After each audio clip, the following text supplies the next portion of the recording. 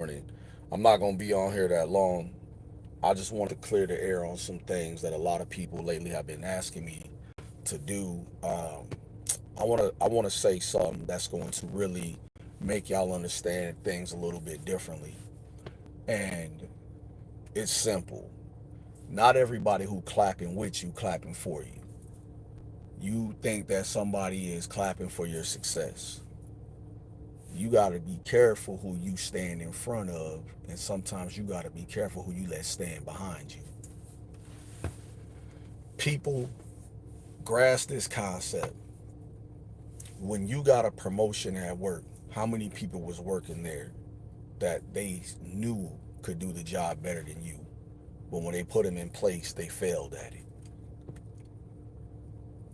When you're out here looking at where you're supposed to be in life, look at what God has taken you through so far. I heard somebody tell me, they said, man, I didn't think you was going to be able to handle what you got to handle at work. I said, let me explain something to you. Let me learn you something. You only got to teach and show somebody just enough so they know you can do your job. And then when they give you something extra to do, you show them, hey, I can do that too. But if I'm not getting paid to do that and this, I don't want to do both. I ain't. You got to remember, just because you come from the streets don't mean you don't know how to eat. You know what I'm saying? A lot of people will tell you, man, you street smart, but they don't know that you crack the book open first. See, the most dangerous person is a person with knowledge. But the most stupidest person is a person with knowledge who don't know how to use it. You got to be careful in this day and age. I heard a pastor tell me one time, I remember when I was making more money in the streets than I was at the pulpit. And it had me thinking, because I don't remember my great grandparents getting paid from the church. I don't remember those days. I remember they still went to work and all of that, right? And it had me thinking, it's like, now speaking the word of God, is that a job? Or are you doing it because you had a calling? Don't worry, we're going to dwell on that. We have to be mindful of who and what we are doing and becoming. I spoke to a young man the other day who he just gave up on life. And sometimes we have to remind not just the youth, but the adults that life is not easy. I don't drink. Life doesn't just give you a way in and no way out. I heard a mother say to her son, you're just like your father. And the son's response was like, oh, so I'm going to leave you too? It makes you want to like question, why are y'all doing that? A child has nothing to do with the fact that you and the other parent didn't work out. People are saying, I don't know why my kids act the way they act. Well, let me give you the understanding of that. If your daughters see you out here acting irrational and acting like non-adult, like dressing like a certain way, walking around a certain way, wearing 10 tons of makeup, and having no respect for yourself, she's going to think that's what she's supposed to do. It doesn't matter how beautiful a person is on the outside if their inside is all messed up.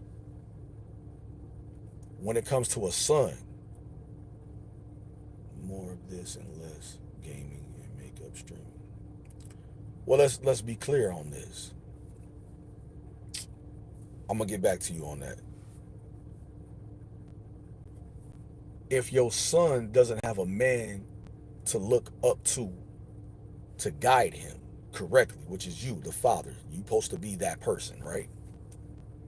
Whoever the mother brings around, good, bad, or the other, he will adapt to their habits. But it's your job as his father to make sure that you have a hold on your child, even if the relationship with the mother failed.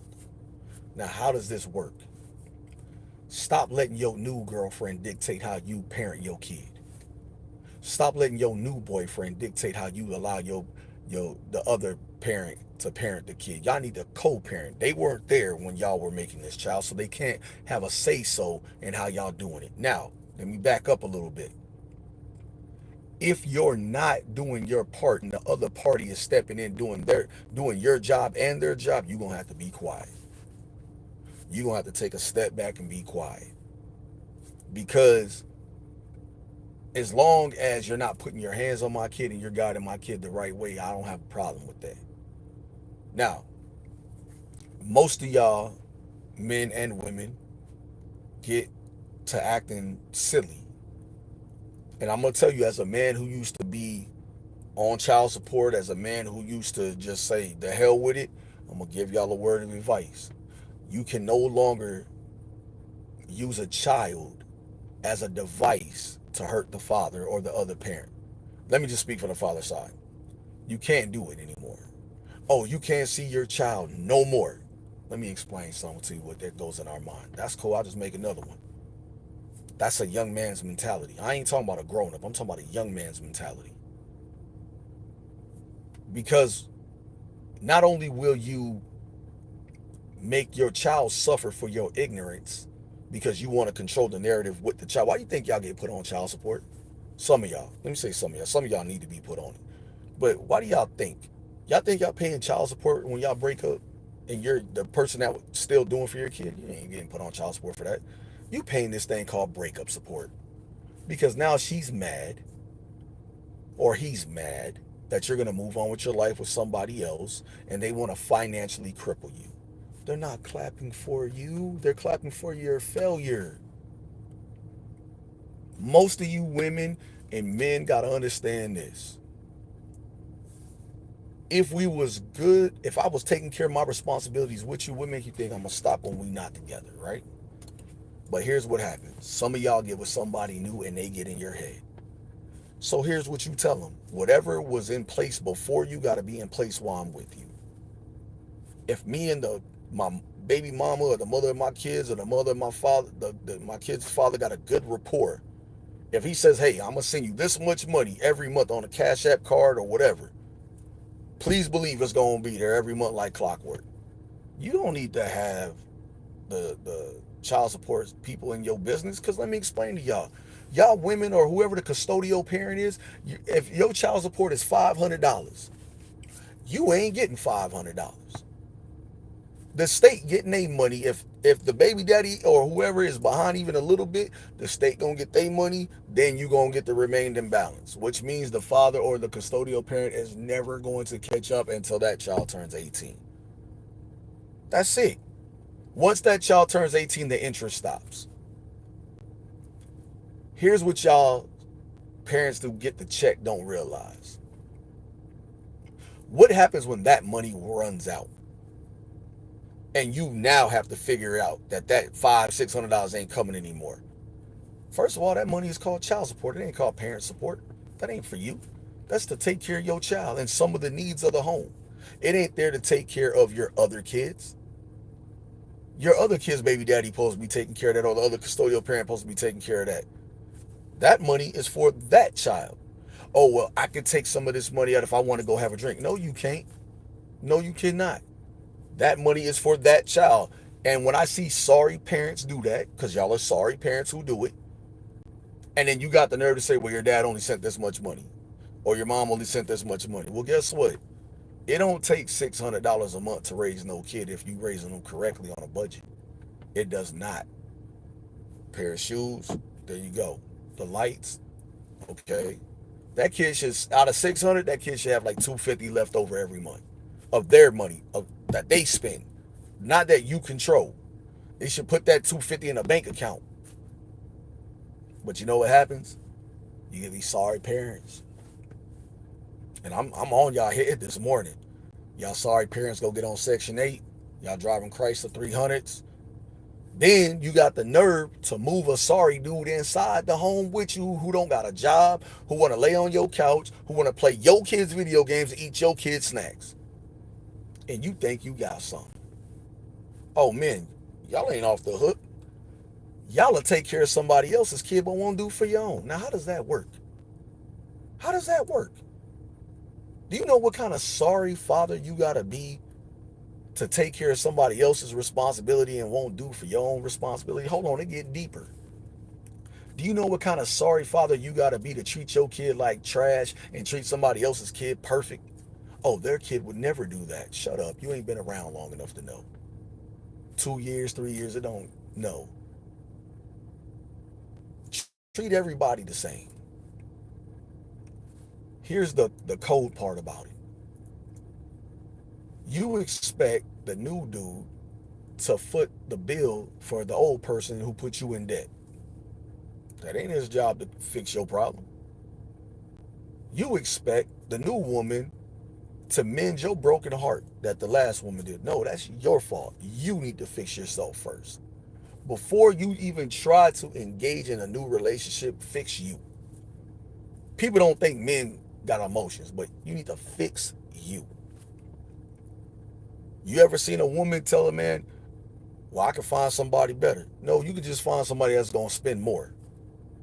See, what a woman don't like is when you tell her the truth. Even though y'all ask for it, the truth of the matter comes when we say, hey, you really acting like this. You really doing this. And the problem comes when she cannot accept it. Oh man, you not off the hook. When a woman tells you like, why don't you relax and open up to me? What you want me to say? You saw your attitude change because somebody was really interested in what was going on in your life. When somebody's really interested in what's going on in your life, open up to them. But I'm going to tell you this, ladies. When a man opens up to you, don't use that against them later. Fellas, when a woman I know somebody who confided their deepest, darkest pain in me. And when I die, I take it with me. Even in an argument, I wouldn't bring it up to him. And I'm talking, it's harsh, but I'll never bring it up to him, even in an argument. I wouldn't care how bad somebody talked down on me. What you confided in me when we weren't angry, I gotta keep it in me when we are. That's what clapping is. You men, you ain't a man because you go out here and find 5, 6 different women. You really a trick. You women, I don't care what y'all do, go out here and all this, y'all think y'all cute. Guess what? It's a million cute women out here, but it's only a few women who are decent women. A man don't want a woman that everybody got access to, just like a woman don't want a man that everybody got access to. You gonna argue, you gonna disagree, but the respect factor can be there. It can be there. I know people who don't, they argue and they be like, look, I don't care if we argue, but I'm not finna fight with you. See, an argument and a fight, two different things. But a relationship of people who pray for each other even when they ain't with each other is a dangerous relationship because God put you in place for that. Don't pray for me when I'm up. Pray for me when I'm down too. Don't just ask me how I'm doing when you see me smiling. Ask me how I'm doing when I'm not. Don't just be around me when things going good. Be around me when they going bad too. That's the key factor of love in life. That's what clapping with somebody is all about. I don't want you to clap for me. Clap with me. A lot of people gonna tell you like, man, I wish my life was different. No. Everything you had to go through taught you a valuable lesson about something. Men, we a little slow. We a little slow, I'm sorry. We'll sit back and we'll think about things that probably have nothing to do with us. Nothing. Why do you think we always say, hey, man, I don't want to hear that. That ain't got nothing to do with me. We don't want to hear about your friends' problems, their relationship. And I'm gonna explain to you why. Their problems become our problems. I don't want to hear it. I don't want to engage in it. I don't care what happened to them. Does that got anything to do with me and your happiness? No? Cool. Leave that shit over there. What I care about is, are you okay? Are we good? Are we happy? Are we in a good state of mind? That's what I care about. I don't care about what your partner going through. Your partner chose that life. See, one thing about it is, you ever seen somebody go from, let's say they had an addiction, right? They beat the addiction. But they beat the addiction when they stop hanging around the people that kept them in the addiction, right? Soon as they become single or they do whatever, they go back to the addiction. And then they don't realize, like, you were good here. Now you're back here. And I'm going to be honest with you. It makes a person look at you differently. It'll tell a person, like, you were only good with your addiction because I was around. And I was the one cheering for you. Right? Because everybody loves the fun person, right? But nobody loves the fun person that has to go through the addiction. Oh, this is my people. This is my people. Okay. Well, how come your people wasn't there during the hard part? They were part of the problem. But the man or the woman that toughed it out with you was the solution. No, we don't need to be over here with them. Their addiction is what was your addiction once upon a time. And if you ain't strong enough to clap for yourself, you'll fall back into it, right? Sometimes you got to cut people off. It's going to hurt. It's going to bother you. But like anything in life, you're going to get over it and you're going to move forward. See what God got for you, God got for you. You know what I'm saying? Even a person you sleep with every single night might not be the person for you. Because if they don't wake up and tell you, hey, have a great day, I love you. If they just say goodbye, they not for you. They for them. And them is the sorriest people you can have around you. The most beautiful thing in the world is a good morning text. Good morning, have a great day. Because it means you woke up and after you thought about God, you thought about me. That's the most beautiful, sexiest thing in the world. More important than any other kind of intimacy you're going to ever feel is that good morning text.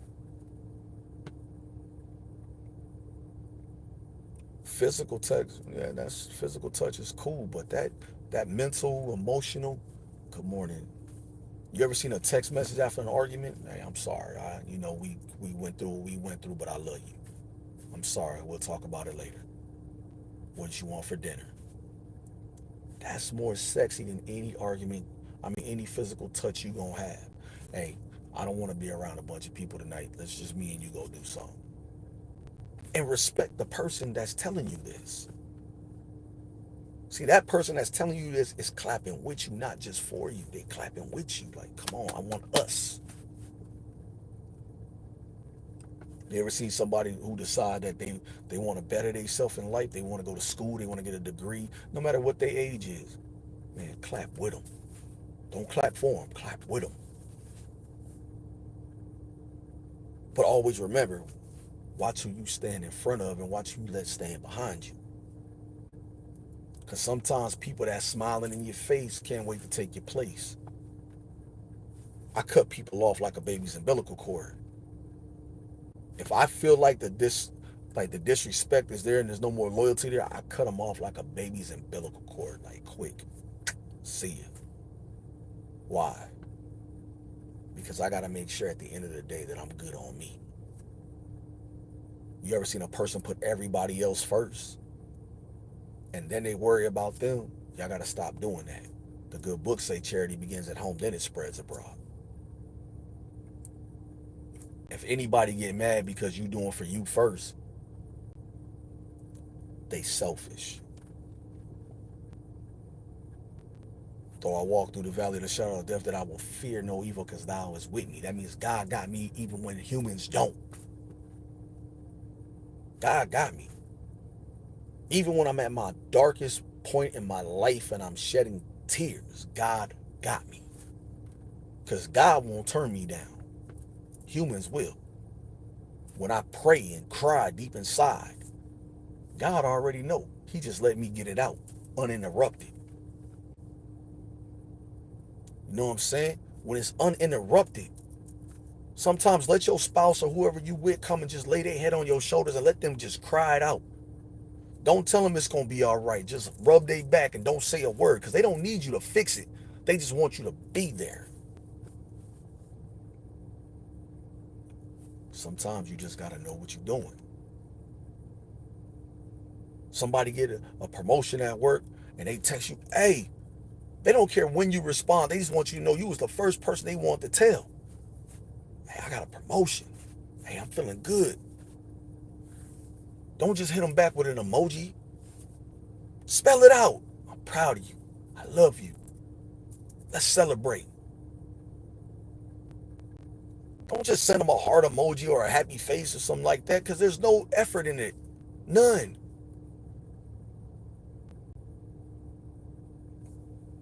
Be proud of the person you with. Be proud of the person you love. Encouragement. Y'all men who got wives and stuff, man, tell that woman she beautiful. Even on an ugly day, tell her. Because she got a beautiful soul. See, that outside gonna fade. I don't care if y'all go to Dr. Miami or whoever y'all go to. That outside gonna fade. But that inside, that's a beautiful, beautiful thing. Ladies, tell your man, hey, baby, you a handsome devil, boy. Take your handsome self to work. You be surprised how good his day gonna go. Man, my woman said I'm handsome out here, boy. Can't no other woman get close to me because my woman still think I'm him. She told me I'm him when I left the house. His swag gonna be a little different. Shoot him a text every once in a while. Hey, baby, I love you. I'm just thinking about you. You be surprised at how that affects a man long term throughout the day. See your man and somebody you love, give him a hug. Hey, how you doing? I'm good. Now, you really good? Yeah. Okay. If you need anything, let me know. See, sometimes just spending quality time don't mean spending money. Sometimes you can fall asleep on the phone. Just look, I'm going to bed. I just want to let you know before I go to sleep, I'm thinking of you. Good night. I love you. Click. Wake up in the morning. Good morning. I know you still in the bed asleep. I'm just letting you know I'm thinking about you. Have a great day. It's simple things, y'all. Stop worrying about what other people got and start focusing on what you got. See, I don't hang around people who don't want to build positivity into other people. Somebody out of shape, out of weight, man, what are you doing to help them? Stop talking about them and help them out. I was 298 pounds. I'm 235 now. I had to do it on my own. But I was in that gym pushing. But I got people that be like, hey, I want to work out. Come on. Stop being selfish. We got to go back to the 80s, the 70s, and the 80s when everybody knew who your kid was and everybody looked after everybody else, man. If I didn't have something to eat, my neighbor had food, we ate. When it was my time up and they didn't have, we looked out for each other. We got to go back to that. I was born in a small town called Elmira, New York. Everybody knows my family up there on my mama's side and my daddy's side. But we all had a party. The Witzburg, Jones Court, you name it. We had a party outside. Kids played with other kids. We wasn't worried about nobody getting touched because everybody knew everybody's family. You feel me? We need to go back to that. Some of y'all scared to get to know your neighbor because nowadays your neighbor might be a nasty. And I get it. But surround yourself around people that you know you can have a village around. Some of y'all men, if you got daughters like I got daughters, and my daughters are beautiful daughters, I call every day. Hey, what's going on? I talk to mine every day. Hey, how's school going? Dad, I can't be on my phone in school no more. Da, da, da. My son just got in trouble yesterday. I get a call from the school. Oh, he on a cell phone. I'm like, okay, but he goes to a high school and a college on the same campus. So where does the divider stop? Because he can be on his phone on the college side. Where does the divider stop? Here. Then, and my son was like, well, this law don't take effect till September 1st. So there's really nothing y'all can do about it until then. Because he'll tell you, your policy don't trump the law. My son's smart. But I had a schooling. Respect is respect, young man. If that's their policy, you gonna follow it before September 1st. Cause if you do it now, you ain't gotta adapt to it later. That's a different kind of parenting. You know what I'm saying? That's a different kind of parenting. Like I don't. They like we would have went to his mom, but we know it's cool. I got him. He got respect for me. He gonna respect me, and I'm gonna let him know. We didn't make it all this way for you to mess up now. And that's what it means to clap. Clap with your kid. Like, hey man, I need you to get okay. You got to be prepared for these type of things. If it means you got to start being a little harsher, be a little harsher. Discipline don't mean physical. You want to discipline your kid. This nowadays, if you just take the device away from your kid, that's pretty much it. They oh my god, he took the iPad and he took the PlayStation. Oh my god, they damn near want to die when you take it. You made this decision. All your decisions come with consequences of actions. What you gonna do? Y'all make sure you to my channel, follow me and all that because I'm going to. I gotta keep